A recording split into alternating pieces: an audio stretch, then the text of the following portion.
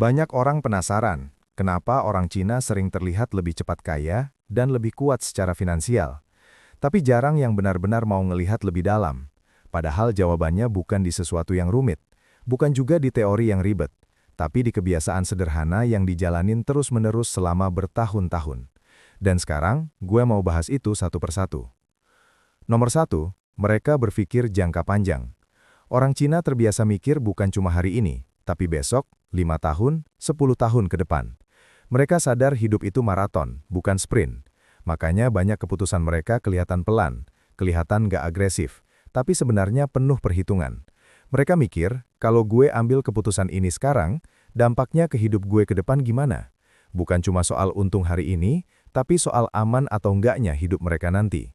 Dan kebiasaan mikir panjang inilah yang bikin mereka jarang kejebak keputusan impulsif. Nomor 2, mereka nggak hidup buat kelihatan sukses. Buat mereka, kelihatan biasa aja sekarang jauh lebih aman daripada kelihatan hebat tapi rapuh. Gengsi bukan prioritas. Mereka nggak keberatan kelihatan sederhana selama hidup mereka terkendali. Karena buat mereka, pengakuan orang lain nggak ada nilainya kalau bikin hidup penuh tekanan. Mereka lebih milih tenang di dalam daripada terlihat hebat di luar tapi gelisah tiap malam. Nomor 3, mereka nggak gengsi mulai dari bawah. Usaha kecil, jaga toko sendiri, ngangkat barang, kerja dari pagi sampai malam, semua dijalanin tanpa banyak drama. Buat mereka, mulai kecil itu bukan malu, tapi proses. Mereka paham, fondasi yang kuat selalu dibangun dari bawah. Dan orang yang kuat di fase awal, biasanya jauh lebih tahan banting ketika usahanya mulai besar. Gengsi ditaruh belakangan, masa depan ditaruh di depan. Nomor 4, mereka memperlakukan uang dengan serius. Setiap pengeluaran dipikirin, ditimbang, dan dipertanyakan. Ini beneran perlu atau cuma pengen? Bukan karena takut ngeluarin uang, tapi karena mereka tahu capeknya nyari uang. Uang dianggap hasil kerja keras, bukan sekedar alat buat memenuhi ego.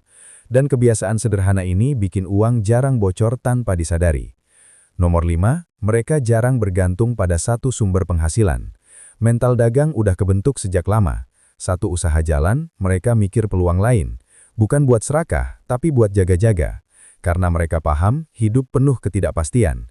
Dan bergantung pada satu pintu, itu beresiko. Cadangan buat mereka bukan kemewahan, tapi kebutuhan. Nomor 6, mereka kuat di jaringan keluarga dan komunitas. Modal diputar bareng, usaha dibangun bareng, saling bantu dan saling jaga.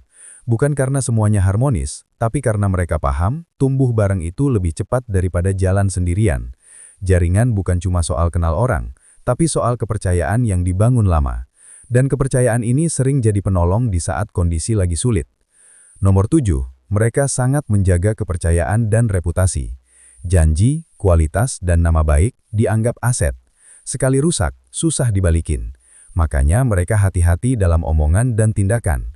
Buat mereka, uang bisa dicari lagi, tapi kepercayaan yang hilang belum tentu bisa balik. Dan ini yang bikin usaha mereka bisa bertahan lama. Nomor 8, mereka berani menunda kesenangan. Hidup sederhana lebih lama bukan masalah. Mereka tahu kapan waktunya capek dan kapan waktunya nikmatin.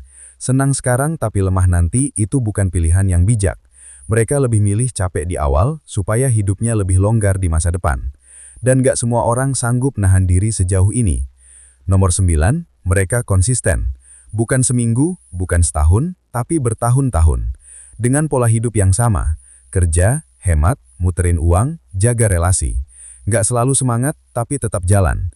Dan konsistensi inilah yang akhirnya bikin hasilnya kelihatan. 9 kebiasaan ini mungkin kedengarannya sederhana, bahkan kelihatan biasa aja. Tapi justru karena sederhana dan diulang terus, dampaknya jadi besar. Bukan satu keputusan besar yang bikin kaya, tapi ribuan keputusan kecil yang arahnya sama. Belajar dari orang Cina bukan berarti lu harus jadi mereka. Lu nggak perlu ganti identitas. Nggak perlu ikut semua caranya. Yang perlu lu ambil itu nilainya. Disiplin, sabar, nggak gengsi, dan fokus bangun fondasi. Kalau hari ini hidup lu masih pas-pasan, masih ngerasa jalan di tempat, itu bukan tanda lu kalah. Itu tanda lu lagi ada di tahap awal. Tahap yang nggak kelihatan keren, tapi penting. Yang nentuin lu bakal naik atau berhenti bukan latar belakang lu, bukan siapa orang tua lu, tapi kebiasaan apa yang lu pilih buat diulang mulai sekarang. Karena pada akhirnya, hidup selalu ngasih hasil sesuai pola yang kita jalani. Dan orang yang konsisten bangun fondasi, pelan atau cepat, hampir selalu sampai.